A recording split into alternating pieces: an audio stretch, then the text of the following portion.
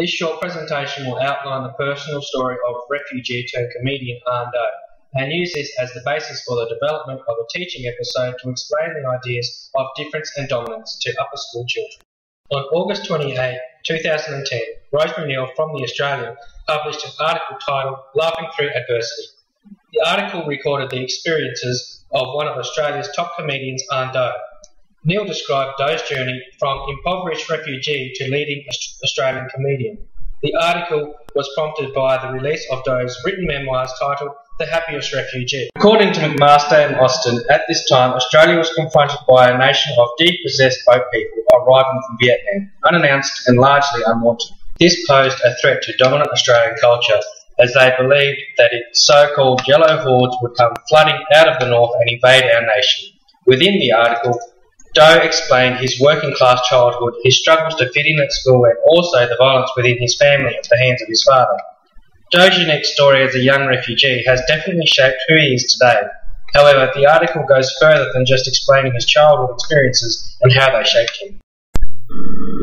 He also spoke of his career path and of his fears during his first performance as a Vietnamese refugee turned novice comedian at the RSL Club in New South Wales in the late 1990s. During his experience, he remembered thinking, who organised this gig? His audience sat quietly remembering fallen comrades who were shot by Asian men. Neal writes it didn't help that a Vietnam vet had started shooting imaginary bullets at the Vietnamese Australian comic with accompanying pat-pat sound effects. Do spoke with Neal about the RSL gig being the hardest gig he would ever do. Neal wrote, the young Do ploughed on gamely in front of those aging war vets, raiding his pantry of battler jokes about bull terriers, Datsuns and the Housing Commission, and of course the Kiwis. Do remembers, after the show, an old guy came up to me, slapped me on the back and said, geez, you're funny for a slope. I could tell from his demeanour that he meant this as a compliment, so I took it as one.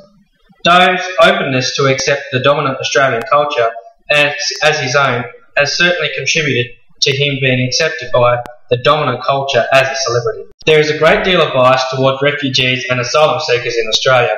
However, Neal believes Do sees the heated asylum seeker debate through the prism of his experiences. Today, he says if an Afghan performed a similar job, I reckon a lot of Australians would say, let's look after him. But the way we were viewing it, we're not even giving these people a chance to tell their stories.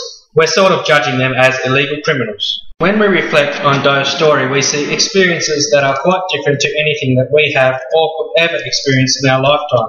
Yet despite Do's different background, ethnicity and culture, he has become one of Australia's much-loved celebrities and, in a sense, adopted by the dominant culture. This process has not been something that has occurred automatically.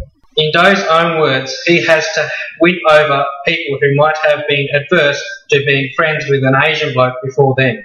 However, he has done this with humour and recognising his difference, often in front of a live audience. The value of Ando's personal story cannot be overlooked, particularly in the terms of its ability to assist in the development of current curriculum and learning opportunities, particularly for grade 6 students. Ando is one of the many refugees who have migrated to Australia. However, his story is unique and yet provides insight to how he has personally developed his own sense of identity. Not only does Do see himself as Vietnamese, but he is also an iconic Australian. According to the Refugee Council of Australia, Australia has a long history of successfully resettling refugees and humanitarian entrants. In fact, since 1901, Australia has offered permanent homes and humanitarian protection to more than 750,000 refugees. However, only 7% of all Australians have either been through the experience of being a refugee or have a parent or grandparent who has. This certainly makes refugees one of the minority groups within Australia. Perhaps this is why the debate around the topic of refugees and asylum seekers is very real within our current social climate. Henry and Kurzak states the reason why the debate has become so distorted are ultimately numerous and complex. What is clear is that the continued exploitation of the issue by the media and politicians, where facts and clarity are lost and emotions heightened, has hampered and will continue to hamper our ability to decide on rational and effective policy.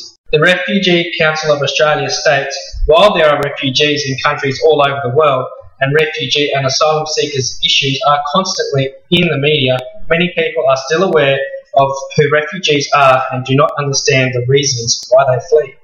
The media perpetuates the stereotype and bias held by the dominant culture. This fuels myths and can lead to the exclusion of refugees, often due to the fear of the other or threat to what Lewis describes as national status. Students need to be aware of this topic and be allowed the opportunity to understand people's unique personal story, so as they are not led by the dominant culture and therefore able to make up their own minds about current issues such as this. The current Year 6 Australian curriculum, Documents for History, have made this a priority for the students. The year level overview states that the students will learn about the way of life of people who migrated to Australia and their contributions to Australia's economic and social development. Although I would probably not expose students to the details included in the news article previously mentioned, I would certainly draw on Ando's personal story. In addition to his memoir, Ando also released a children's picture book in 2011.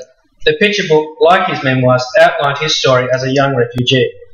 The book, titled The Littlest Refugee, was written by Ando and his wife Suzanne Doe. It was illustrated by Bruce Watley.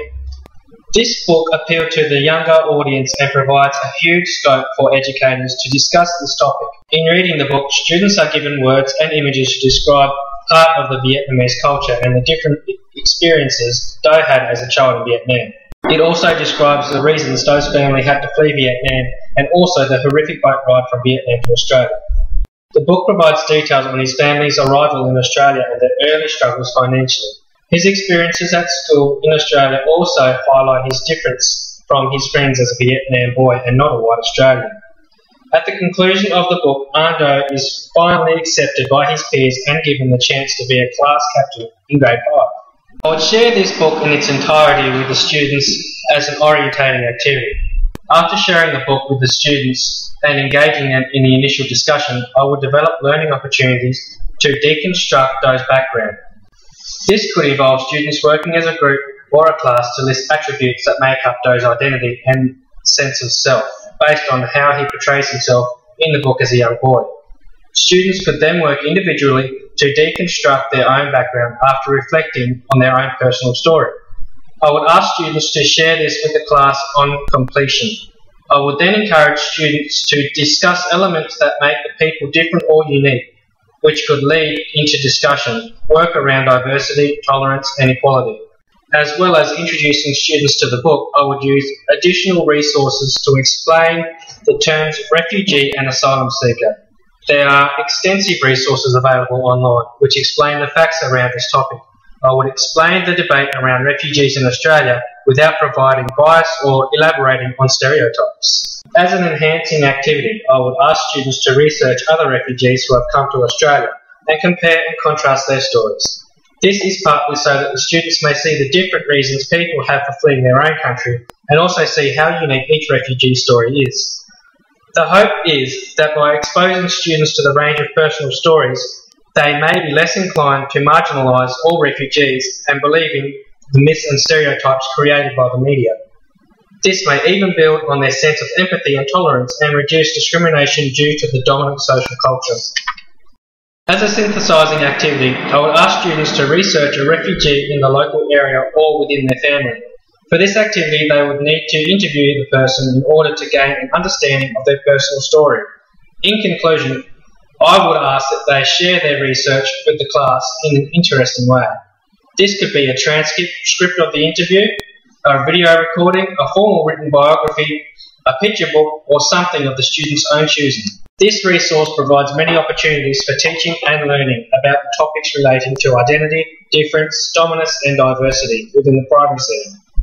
This is merely one learning sequence which has been considered for the learning intent outlined within the Grade 6 History curriculum.